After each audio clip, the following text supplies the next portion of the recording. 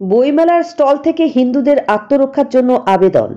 হিন্দুরা প্রেম এবং শান্তিতে বিশ্বাসী, কিন্তু হিন্দুদের ওপর যদি অশুভ শক্তির প্রতীক জেহাদিরা আক্রমণ চালায়, তবে তা প্রতিরোধ করে আত্মরক্ষার অধিকারও রয়েছে হিন্দুদের।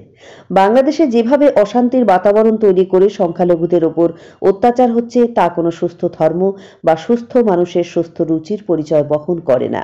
শিলিগুড়িতে চলতে থাকা উত্তরবঙ্গ বইমেলার ৬৮ নম্বর স্টল থেকে এই বার্তা দিচ্ছেন অর্ণব সরকার। তিনি হিন্দু সুরক্ষা সমিতির একজন সক্রিয় কর্মী। তপন ঘোষ স্মৃতি সংসদ নামে বসেছে সেই স্টলটি। সেই স্টলের মাধ্যমে হিন্দুদের আত্মরক্ষার জন্য সংগঠিত হওয়ার আবেদন জানানো হচ্ছে।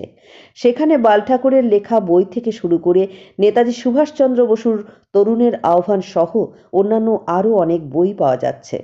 নমস্কার, আমি অর্ণব সরকার, শিলিগুড়ি হিন্দু সুরক্ষা সমিতির একজন একনিষ্ঠ কর্মী। এই বইমেলায় আপনাদের স্টল? হ্যাঁ, বিগত 2017 থেকেই